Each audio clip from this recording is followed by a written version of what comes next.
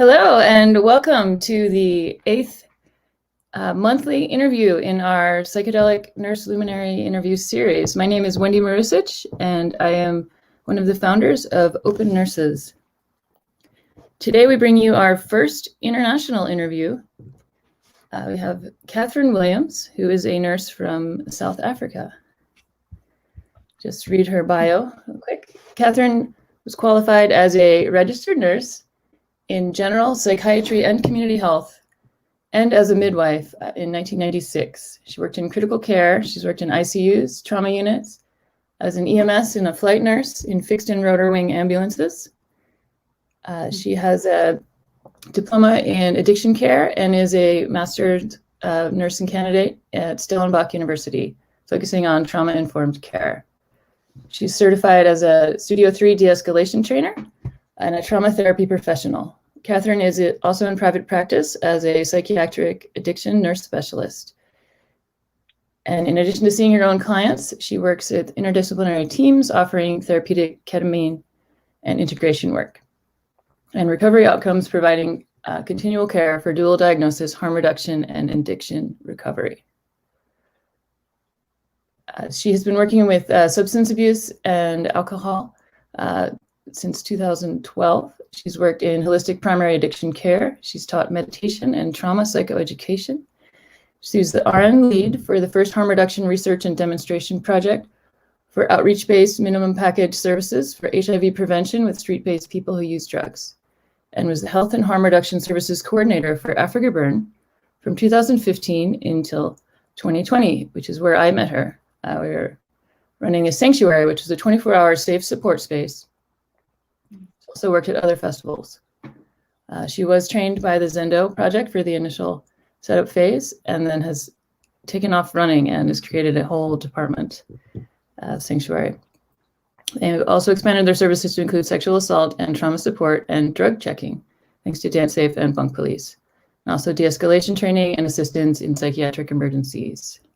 She's the founding president of INT-NSA, the South African psychedelic organization, and she's also the co-founder of a new tech health startup called Nusi. So she has been providing one-on-one therapeutic ketamine since 2020, which is one of only 2 legal psychedelics available in South Africa, the other being ibogaine. So it is a great honor to present Catherine Williams for our OPENurses interview. Welcome, Catherine. Thank you. Hi, it's so great to be here. I've been loving the series, and I'm really looking forward to chatting to you. Yeah, and everyone who's joining us live, if you could pop into the chat where you're coming in from, seeing as we have a more diverse audience perhaps this time.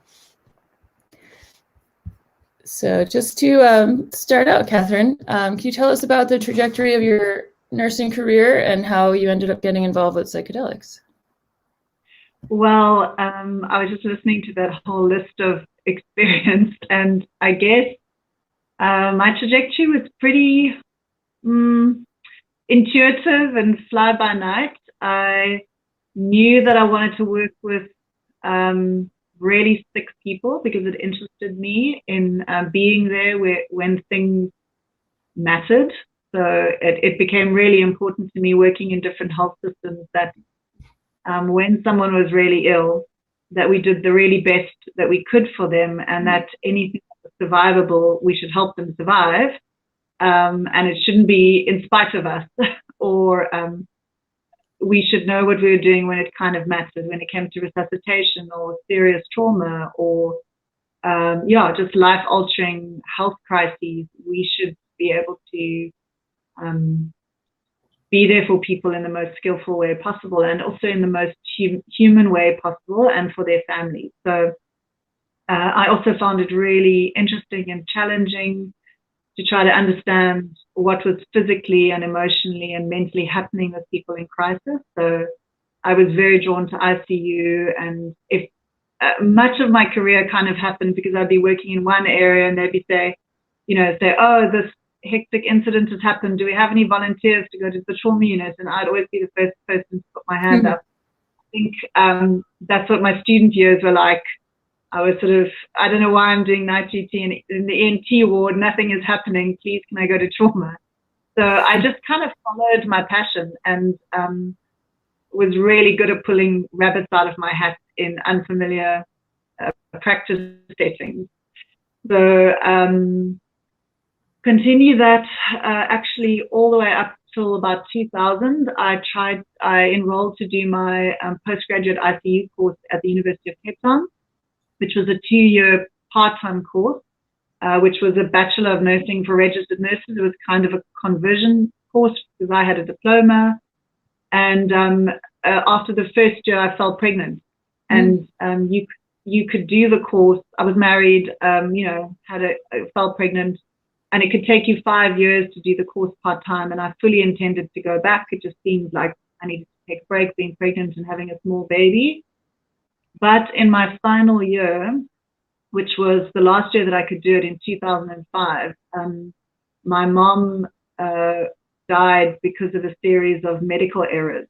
So it was one of the biggest watershed moments in my life. My stepfather had died the year before from cancer, and that had really brought everything kind of very close into my personal world.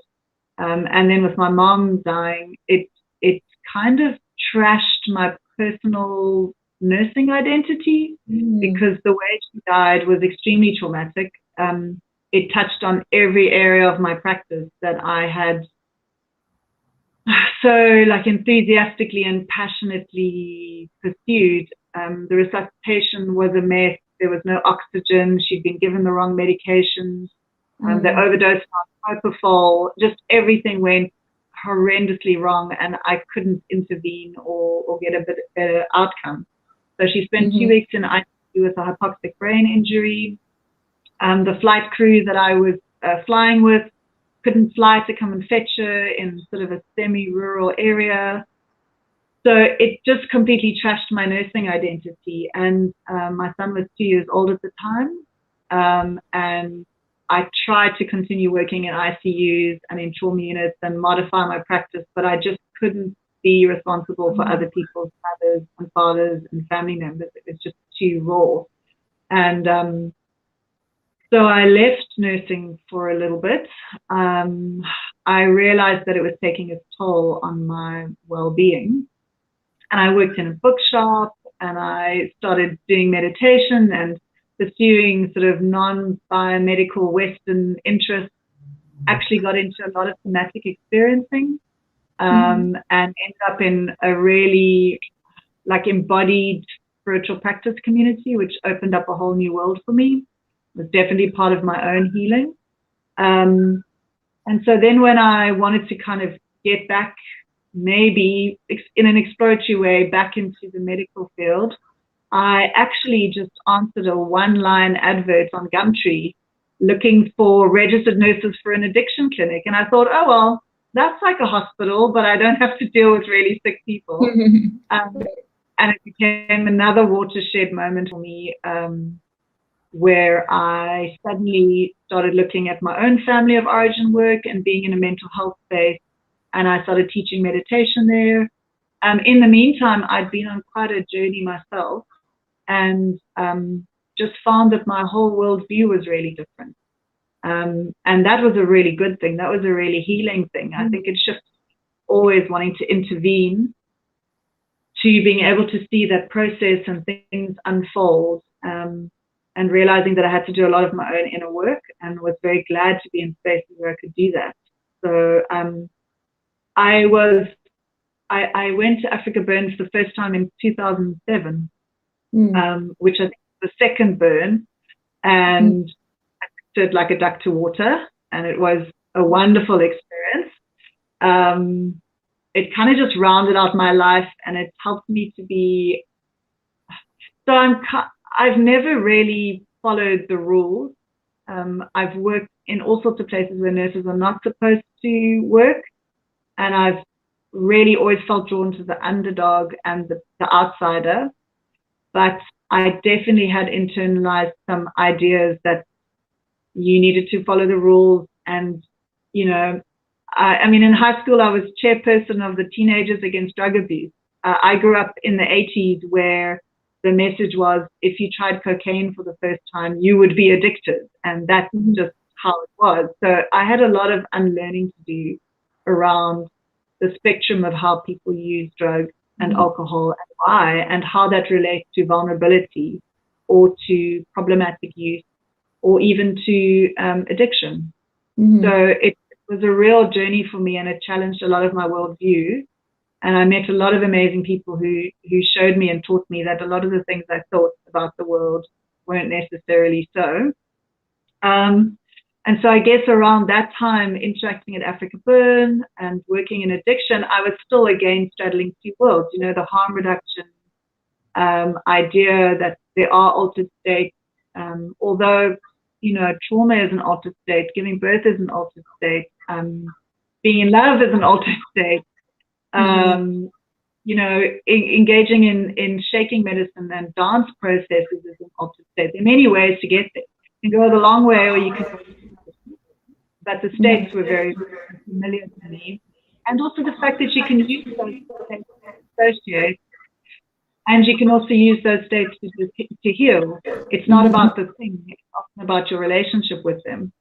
So, yeah, so then was it about 2015, I started to get involved with harm reduction at Africa Burn. I had come from, by that stage, a street-based, supporting people who were homeless and using drugs, kind of harm reduction, drug policy, access to services kind of a mentality, and then switched into the psychedelic harm reduction through Zendo and through the opportunity at Africa Burn. And I guess that's when I really started to work with people and circumstances which involve psychedelics. And now obviously working with ketamine as is the only really available, you know, medicine available for facilitating altered use for healing. That's kind of how I ended up there. But it's been a long winding path. Although I have to tell you something that's really interesting. When I was in high school, I was one of the chairpersons of the first aid team, and I was very into first aid. And on my last day of school, I ended up supporting someone who had overdosed and tried to commit suicide in the toilet. And I remember a very frantic teacher calling me out of the final assembly to go and actually sit someone who was in a mental health crisis and also had used substances. And it was only sort of 20 years later that I looked back and I realized there's definitely been this thread of being in altered states who are in crisis. And that was a foreshadowing, although I went down the really technical medical path for a while. Yeah. So, so it ties into the next question. Do you think nurses bring a different perspective to psychedelic work, and how so? Doing my master's and also connecting with more nurses in different communities of practice, I'm starting to remember and learn what makes nursing special and what makes nursing different. You know, most of us get absorbed into the medical model, and then we try to kind of stake out our little space that we nurse from, but in systems that are not geared towards actually kind of the heart of what we do, which is to promote well-being, to reduce suffering, and for those to happen in caring moments and through relationships. And then looking a bit broader, we are the people that create safe spaces, psychologically, process-wise, in how we set up systems, in how we think about the patient journey. Even I think in thinking about what we hope to achieve, the nursing perspective is different. And we actually have a lot of unique nursing theories which are completely rooted in nursing knowledge, nursing experience. And I think we really need to get in touch with those theories, because they actually show us what we bring, and they help us to figure out how to practice in a way which comes from that perspective. like, I did not know that we had a nurse theorist who has an entire theory about consciousness. Her theory is called Health as Expanding Consciousness, and involves embracing states of ill health and dysregulation. And it fits absolutely perfectly with the MAP theory around contacting your own inner intelligence, holding space for people's process. I mean, we have decades worth of intellectual and practice work which we can jump off from. We just need to make those connections ourselves. So, no one from the medical world coming to do it for us. right. Do you, what is the name of that nurse theorist? Margaret Newman, and her theory is called Health as Expanding Consciousness. And she had very deep theories about what consciousness is and what it means to be in relationship with someone as they understand their health through their lives. That's great. Maybe we'll put a link in the show notes. Absolutely. Yeah. So, so what advice would you give to a nurse who's interested in psychedelic therapies? I would say she needs to get really comfortable with bodies in various states of wellness and distress, and in really comfortable managing medical emergencies, and also really develop a deep understanding of human process and healing processes, and also how to create health services which are healing spaces. Like, one of my favorite books is by Thomas Moore, called The Care of the Soul in Medicine. And there's a lot that one can do by creating spaces, aesthetically, physically, process-wise, how the team functions, that actually are really much more healing spaces than the kinds of spaces we often have to end up practicing in. So I would say that, like, sticking to the domains of nursing, you know, what is health? What is nursing? What am I doing? So, like, acquiring the skills that I need to do what I think needs to be done in a psychedelic context. What are the skills that I need? What is the knowledge?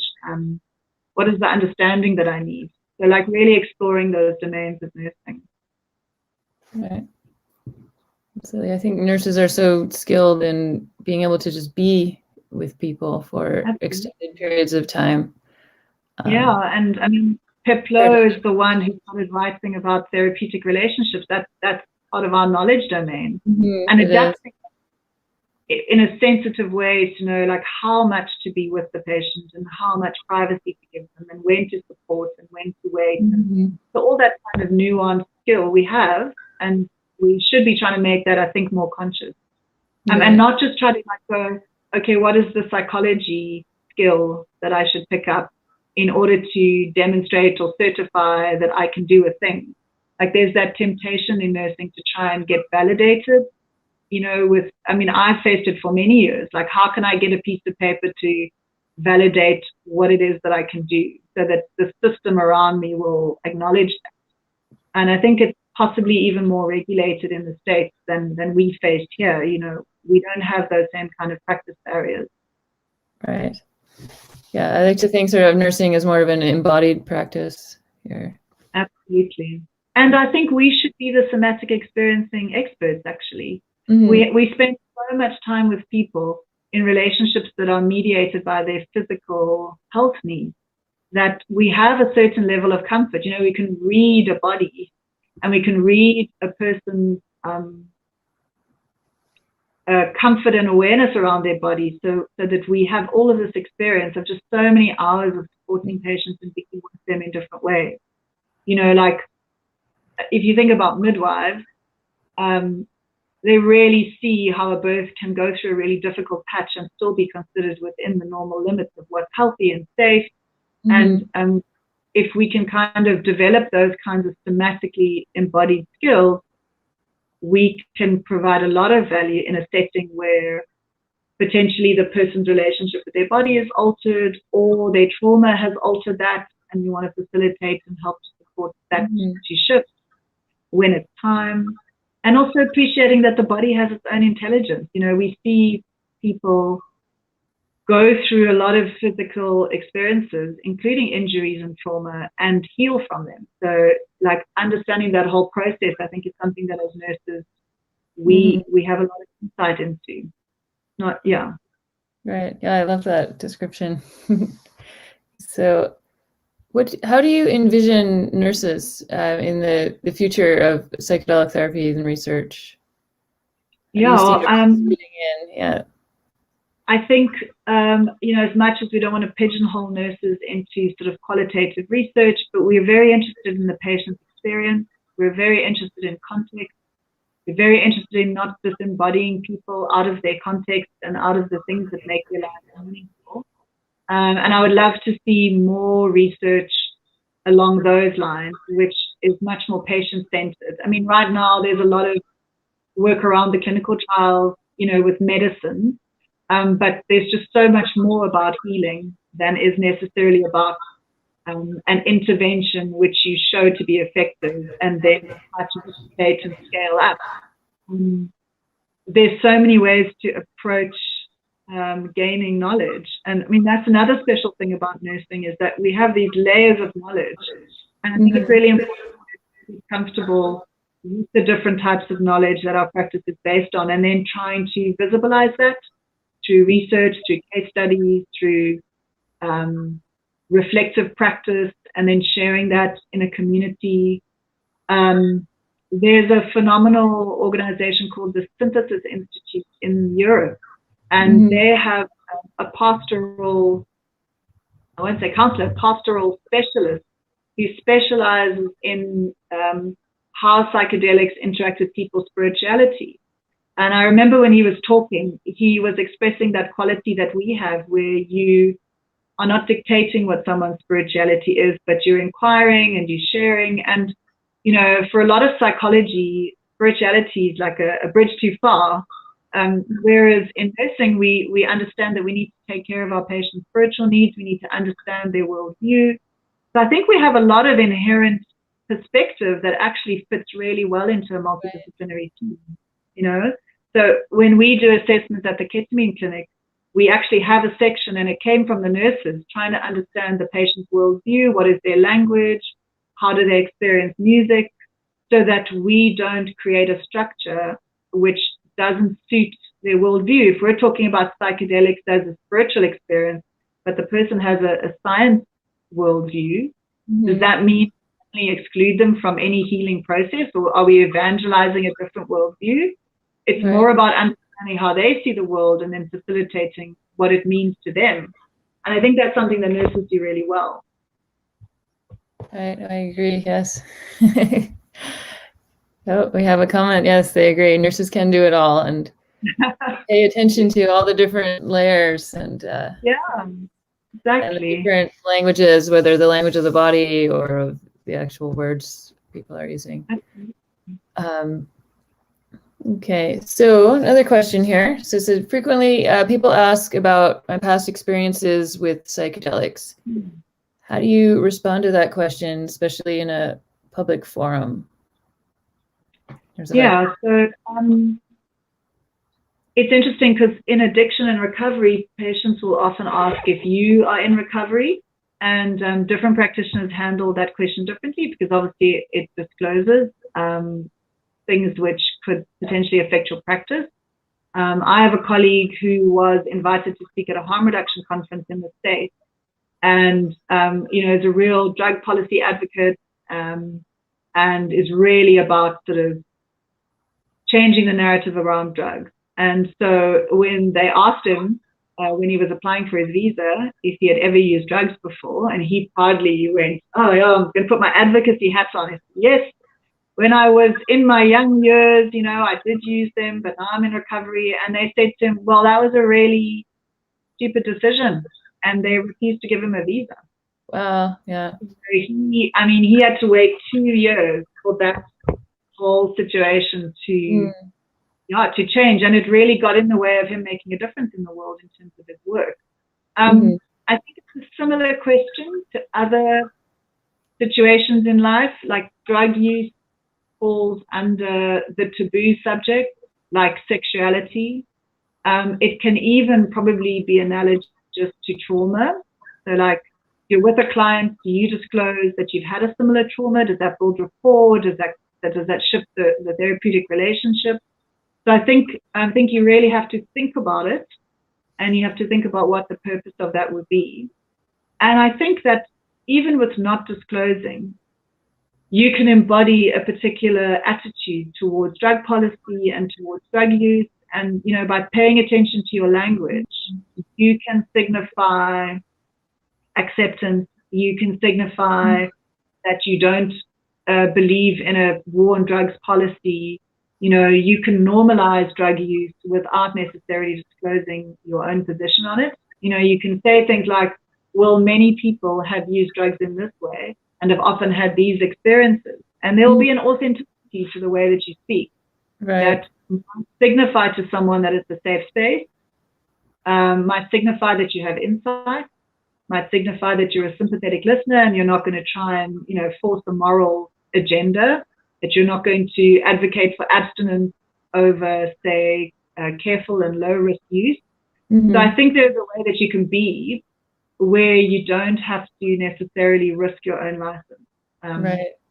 Because it can really be a problem in a lot of places. Right. So that sort of ties into the next question we had. You ever worry about backlash, right, from employers or licensing agencies, or how do you protect your nursing license?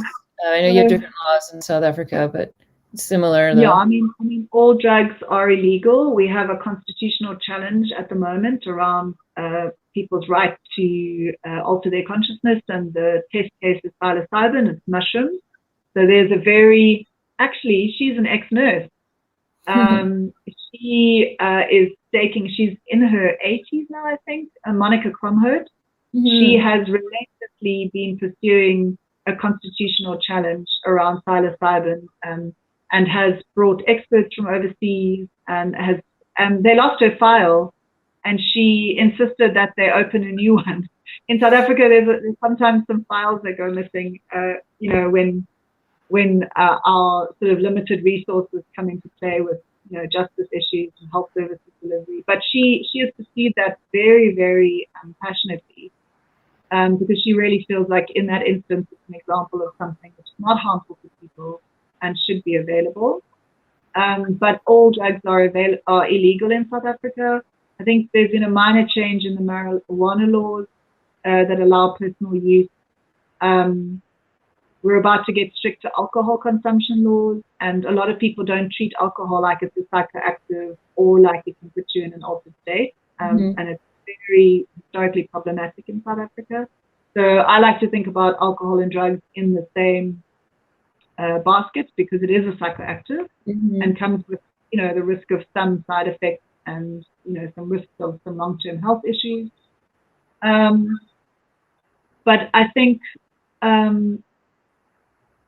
yeah, that's why we're kind of focusing on ketamine and being able to offer services which can achieve similar ends without needing to kind of push back against anything with practice that wouldn't be considered safe or legal. It's definitely a line that's drawn in the sand by a lot of practitioners in South Africa. Right. So can you tell us a story about how others have reacted when you've told them you work with psychedelics or you're contributing in this field? I suppose ketamine's like the safe edge, but it still raises some eyebrows. People don't really understand it. And the other day I was in a training and I just gave an example of a ketamine thing, and I actually felt the whole room kind of go like, ugh. You know, like, you're doing what? You give people what? In sessions for trauma, you know, and for depression. That's a bit hectic. There is still a feeling that some people have that it's really unknown territory.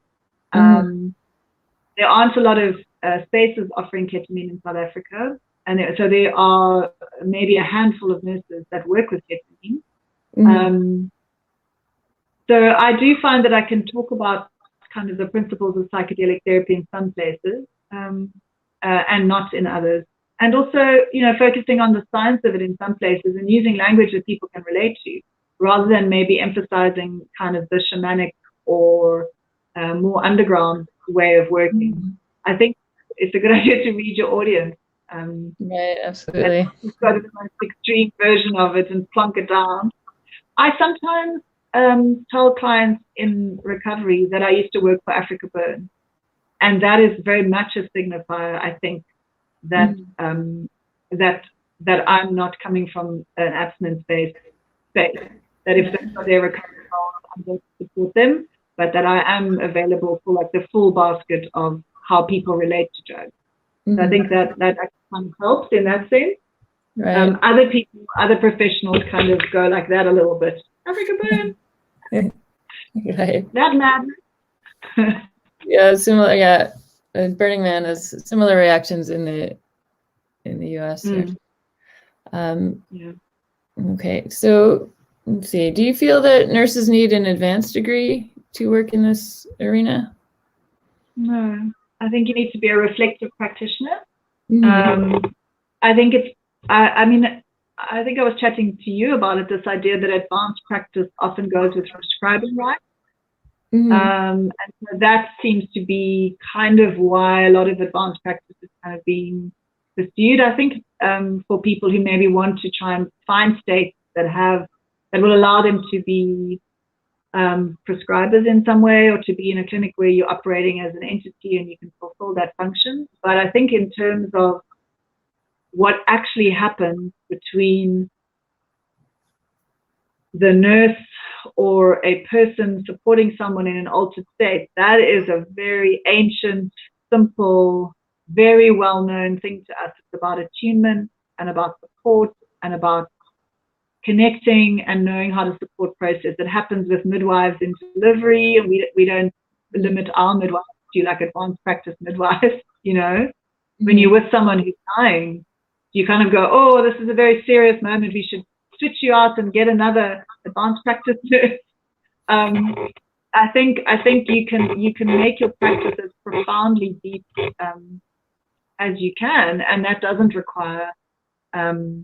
I think I'm biased because educational opportunities are few in South Africa. Many of us have pulled in, trainings and other skills from various places and built it together into a practice where we feel competent and can meet the patient with what they need in that moment. I definitely think that special training so that you know how to work in those spaces is really important, but I'm not sure that it requires an advanced practice. We wouldn't have any available for that in South Africa. We have very few opportunities. Yeah. Right. So along those lines, you've mentioned a few like somatic experiencing type things. Other trainings you'd recommend for aspiring nurses who want to kind of expand their skill set? I have a whole list. Right. A whole list. So I can just mention some of them.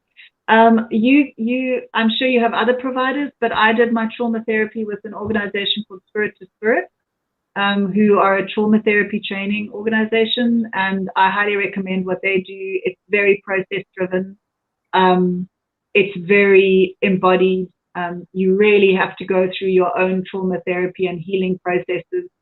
They make sure that you understand moving through trauma, so that you are really with someone in an embodied way and not getting into an anxious sort of control state. Mindfulness, TRE, which is trauma release exercises, which is a somatic experiencing technique. So really being able to find certifications in things that where you understand the natural trauma correcting processes of the body. I think that's really important, because as people go into process, you want to be able to move with them, and you want to know for sure in your being what's on the other side of that, so that you cannot get stuck halfway and just, worry that the person will completely fall apart. I would say that ACLS, BLS for healthcare provider, so things where you feel competent to manage people reduced states of consciousness or manage potentially life-threatening illnesses would be super helpful. I would say that the Zendo training is fantastic, and if you have the opportunity to work with them, you go for it.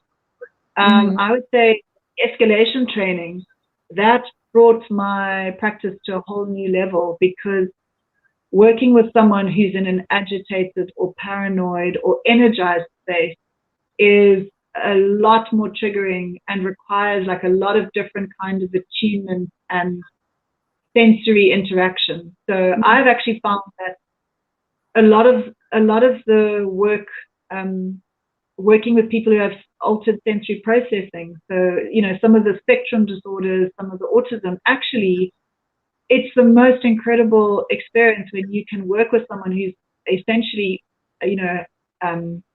negotiating what we would consider time. There's a lot of skills in that domain that can really help you when you're working with people who, for a different reason, are altering their perception of things. People are sometimes nonverbal. And before I did de-escalation training, I wasn't really sure how to read the cues and, remove triggers and make sure that I could actually help to make the space and my own person signify safety and help someone to be comfortable in that space of dysregulation. So I found it tremendously helpful to understand what cues look like, especially when people are nonverbal. I would say any mindfulness training. And I think that everyone should learn how to screen and do brief interventions for problematic drug use. So those are really helpful, and they are incredibly effective. They're evidence-based. So being able to, through conversation with someone, identify low, medium, or high risk using of alcohol or substances, so that you can facilitate connections with other resources. I don't think it's enough to just do psychedelic harm reduction and just be like, oh, well, it was an uncomfortable, challenging experience, but I'm sure they'll integrate it, and not kind of think about the fact that someone may have a much deeper problem with substances. And I think it's kind of due diligence on the psychedelic harm reduction community to kind of be able to identify people who are experiencing problematic substance use, actually in yourself or your colleagues or your, like the festival. A lot of mental health issues that we maybe don't acknowledge. Right, absolutely. Yeah. And so what types of self-care practices do you use for during sessions, either during or after? How do you handle all of this in the moment or afterwards? So I have transitioned. So I have a morning practice where I work with addiction in a hospital, in an outpatient setting, and then I transition to like afternoons and evenings at the ketamine clinic 3 days a week. And so I actually very consciously switch between the spaces.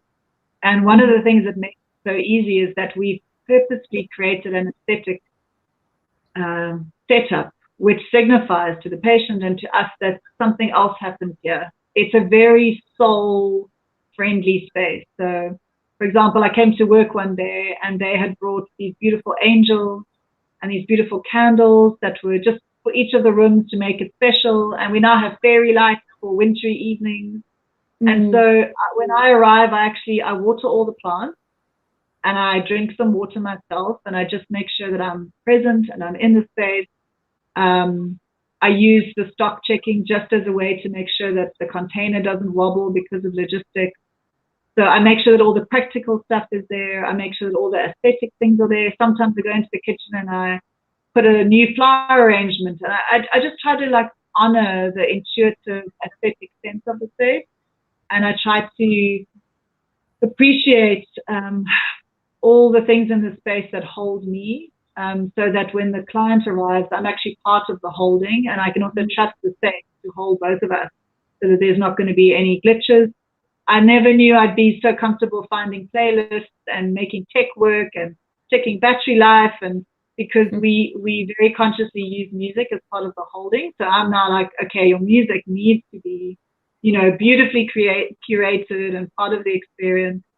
And then I just have a really wonderful team. So our relationships are really important to us. I work with a psychologist, a psychiatrist, and another nurse, and then we have frontline like reception staff.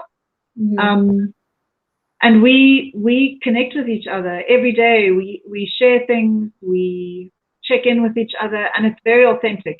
it's not like I'm part of a health team. I'm part of it's not like I'm part of a medical team. It's like I'm part of a team that cares about the bigger picture of health and well-being. And also, so a lot of our patients are in crisis. Some of them are, acutely suicidal. Some have been struggling for many years. For some people, this feels like a last attempt at getting well. So they've tried a lot of other treatments and they have treatment-resistant depression. And what helps us all to hold that and to even kind of hold a difficult session is the fact that we actually all hold it together. I can talk to my colleagues at any time. I can reflect on the session. I can say what I did well. I can say what my concerns are. It's the only medical place I've worked in where there is absolutely two-way, reciprocal, respectful communication. So I'm valued, I'm thanked, I'm appreciated, I'm cared for. And I think because we do that together, we're aware that the container is not just what happens, in that session room between me and the client. It happens in the whole space. It's how we put together our documentation, so that the whole process is held. So that's like really important. And then obviously meditation. I try to track and take care of my body. I try to be intuitive about what I eat. And I'm now doing my TRE certification. So I'm actually tremoring every second night as part of my requirements for my course. So I'm doing a somatic practice. And I would say that some kind of embodied practice is good, whether it's walking in nature, but something where you are moving your body would be essential. Yeah. Oh, that's great. I hope to someday be able to visit your clinic. You would be so welcome. You'd be so beautiful. Very lucky. Right. I'm very happy for you and your patients. What advocacy role do you see nurses taking in terms of maybe changing laws or policies, harm reduction? What specifically nurses doing for that? Yeah. So I think it's a bit of a broader question. I'm really amazed at the incredible work that's actually coming out of the States. There's a whole movement of what's called emancipatory nursing practice. And I think that that's something, if you are interested in advocacy, that's definitely something you should be researching. There's some amazing authors. There's Dr. Peggy Chin, who has, she's been an activist since the 70s. She works in anti-racism. She has a whole theory called Peace and Power, which is about changing and supporting sort of social and health system and patients, so supporting the transformation in terms of advocacy. So I think that we need to be connecting with our legacy as nurses. We have failed miserably in many ways to take into account people's social vulnerabilities and the social determinants of health, but we also have a legacy of trying to help the most vulnerable in society access services. I mean, many of the early social activists were nurses. They would go and do community health work and realize that no one had clean water and just be like, well, that's part of health. So I think if we're thinking about this as a public health issue, we definitely have a strong role to play. We should be thinking about policy. We should be thinking about how we influence practice environments. We should be thinking about training. Most nurses don't know anything about altered state. You have a patient that comes into your trauma unit and starts shaking and being a little bit unrousable, and everyone freaks out, but actually they are deploying their natural trauma defense mechanism in the body, and we should know about that. Right. We should be able to interact with someone at any place of the health system and be able to understand where they're coming from. And that includes psychedelics. It includes what therapies are available. We should be helping patients negotiate health systems. We should know if there's a trial going on in our local community. I think Chakruna are a fabulous organization to get involved with. We should be part of other spaces, as nurses. I mean, I hardly ever see any nurses at psychedelic conferences. It's really sad because I always look for them, And so I'm hoping that we start showing up in all of these spaces. There's also, is it the Sage Institute that has very specifically by POC, queer-friendly, it's all about access to psychedelic therapy and integration services. We could be volunteering in those spaces. So, yeah, there's a lot that we can be doing, I think. You're right. I mean, that was part of the inspiration to form this group, this OPENurses, was to advocate, right, for the roles of nurses, make sure we have a seat at the table in these discussions. Yeah. And here we are doing it. Here we are. Thank you for coming. So maybe we'll do, there's a few questions from the audience. If anyone has any more, they could type them in. We'll get to them in a minute. Let's see. What perils do you see with this, with the mainstreaming of psychedelics? Or actually, we have a question already here. I guess we can go there. Okay, so this is from Sue-Marie. What do you see as the biggest single challenge changing the perception how people think about drug users? Sure. So I think maybe my answers might seem a bit left field, but we need to acknowledge people's family histories. You know, like I've noticed that when I talk to people who are quite reactive about drug use, even colleagues, I sometimes forget that they potentially come from a community or a family which experienced some severe impact from problematic drug use. And I think that we definitely should be talking about the spectrum, you know, and we can acknowledge that only 10% of drug users or alcohol users get into difficulty, but the impact that that difficulty leaves can potentially be lifelong. So we can't be evangelizing like a utopian world where everything is perfect. We know that many people use drugs and alcohol in non-problematic ways that have absolutely no health risks and can be incredibly beneficial. But that is not the experience of a lot of people. So I would say the first thing that I would do when talking to anyone, even if they're a person in a suit and a tie at a policy meeting, I try not to make assumptions about where they come from. And I try not to get to advocacy and lose the person, because it's happened too many times when I've realized like there's an emotional quality to this reactivity and actually the person's hurting. And that if I start with, you know, why the question and, you know, what's your experience and what do you think? I often find out a lot more, and then I can have a productive conversation, say like, oh, that sounds really hard. And in your experience, you know, this happened in your life. What I'm talking about is this type of drug use, or I'm talking about these ways in which it can be used for medicine. And you're right, you know, those things do happen to people. And a lot of people really have a lot of hurt around drug and alcohol use, or they've really been injured by the policy, and just to be able to meet people where they're at. I think the more honest conversations we have, and I mean from all angles in more public forums, then maybe some of the taboo will dissipate, and we can actually talk about people's real lived experience and not what we think people's lived experience from both sides. Right. Yeah. Excellent. So we can, oh, here's another one. This is from within our organization. Okay, so are there populations of people with substance use disorders who should not be treated with psychedelics? Sure. I would have to say we really need to not disembody the intervention from someone's entire life. And the reason I say that is because once you have a label, you know, we do ketamine therapy with people who've been diagnosed with borderline personality disorder.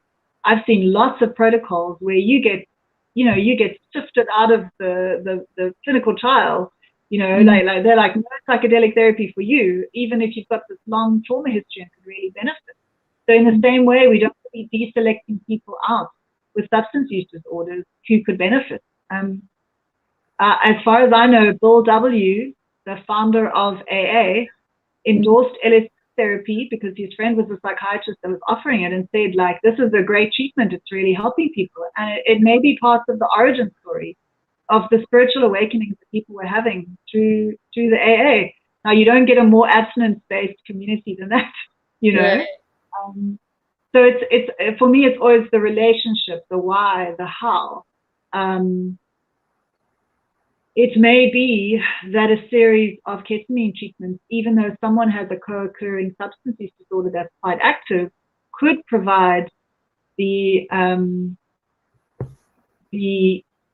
opportunity neurologically and in terms of their emotional well-being for them to alter that, when actually, you know, following a different kind of treatment program would not have. So I think if we treat people as the owners of their own health, and that their intelligences, all of them, their worries, their concerns, their intuition that something would work for them, instead of treating ourselves like the experts and then telling them what we will and won't do for them, I think we need to get closer to our patients and build better relationships. People will disclose their own worries about substances. It's actually one of the things we check for. If someone is in recovery, I will check that there's no lingering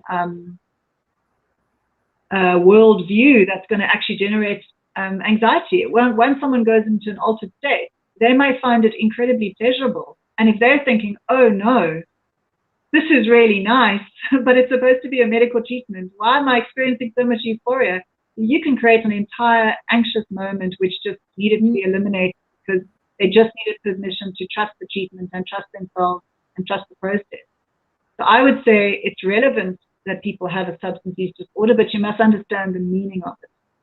It's not necessarily an exclusionary criteria.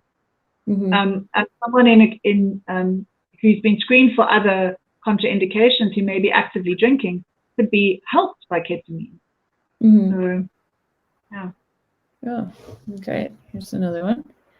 So many people believe that psychedelic therapy is primarily under the psychotherapy umbrella, not within the scope of the practice of nurses. Can you speak to this? Yeah, I guess this speaks to our nursing identity. The core of nursing is the promotion of well-being and the reduction of suffering. We may have described our scope of practice in very medical terms. This is treatment, this is therapy, this is an intervention. And then we potentially try to certify ourselves in that intervention. But I think in terms of what nursing is, I don't see any contradiction between therapeutically using any intervention or any methodology that supports the well-being of our patients and reduces their suffering. So, for example, in our clinic, we distinguish between psychedelic-assisted therapy, so ketamine-assisted therapy, which our psychotherapist is very interested in and does, you know, within his model of therapy, which he uses ACT, acceptance and commitment therapy. But what is happening between the patients and the nurses when we are administering ketamine, we talk about it as therapeutic ketamine. We're not administering a medicine to make you better. We are with you in a therapeutic process. It's facilitated by medicine in order to move you into the ketamine state. And then how we support you through that is an entirely therapeutic experience, because you may need to process. You may need all sorts of things. I've had patients in acute grief state who've needed a lot of, you know, therapeutic support, intervention, holding, whatever you want to call it. And it's not just about delivering a medicine. And I think there are many ketamine startups and clinics that are just treating it like it's an intervention. And that's definitely not how we in our clinic see ketamine. We could do that. In some of the hospitals in Cape Town, you go in, you get your intravenous ketamine and you go out, and people are coming out traumatized because the environment is completely non-therapeutic. Ketamine is unbelievably context dependent. So that's the psychological safety. It's the vibe of the nurse. It's the room. It's the language. It's the tools you use to support them. All of it matters. Right. I think that's the opportunity for nurses, is that pulling things together in transpersonal caring moments or in therapeutic moments, or being with someone as they go on a healing journey that's much bigger than that moment of ketamine, is what we do. So So yeah, I don't think there's a contradiction. You know, I guess you could ask, like, should nurses be doing DBT, or should nurses be doing addiction counseling? Like, yeah, if they've got the skills and they've acquired the knowledge, then absolutely. Mm-hmm. Yeah, we got another one here. So South Africa, like the United States, has a complex relationship with racism. Could you speak to any potential for healing of these wounds with psychedelic therapies? Yes. So what makes South Africa and the United States a little bit different is that white people here are the minority. And yet we are still, so we have similar issues around representation and finding service providers that look like you and sound like you and understand your social context. So I would say, like, the majority of providers in mental health are white. And it's really hard, like, to find a Black woman therapist. It's really hard to find, people that sound like you and look like you and speak your mother tongue, which is, like, so huge. So what we face in this sense, in terms of racism having set up structures which are making it difficult for people to access services or having unsafe experiences, is that the majority of people who need this work, who face generations of structural violence, for example, are really outside of these privately funded health services. That's not to say that all people of color in South Africa don't have money. You know, many people do, but the majority of people in our country, I think it's, I don't even know what the stats are, but a minority of people have access to medical aid, for example. And the kind of services I'm talking about are either paid for cash or they are funded by your medical aid. So we have all of those structural things in place. And, our language is slightly different. So, like, we don't need to make spaces diverse. We need to make sure that we don't replicate exclusionary structures where the people at the top of the pile are still people who are white, and the people who are outside of the economic and health structures that have resources are people of color. So it's just kind of like an upside down pyramid.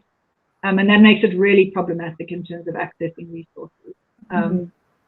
And I would say that, many of the existing expensive or private or highly resourced settings have not taken anti-racist work into account, and they're not necessarily psychologically safe spaces. We still have a lot of power-based relationships, which are constructed along race and constructed along gender and straightness and, the sort of privileged identities. And in South Africa, they really overlap quite strongly. And it's one of the reasons why our advocacy should involve anti-racist work, especially as nurses. Excellent. Yeah. Well, I think we're coming up to our time here. If there's anything else you want to add, I thought this is an excellent conversation. I really appreciated your views. I know, it's a pleasure. Maybe just mentioning another tool which is really interesting. There's something called the MARI, which is the Mandala Assessment Research Instrument, which was apparently developed by Joan Kellogg, the first art therapist, in conjunction with Stanislav Grof. It's a system that uses symbol and color to try to language, I guess, subconscious processes, and we use it as part of our integration toolkit. And so that's another thing I think nurses should really get involved in, is sort of expressive art, art type therapies, mandalas, drawing, journaling. These are things that are very easy to add to your portfolio of skills, and knowledge is free, and we should look for it, figure out what it is you want to offer your patients and what you're seeing your patients need. And then gather those skills so that they can be available in a basket for when clients and patients need them.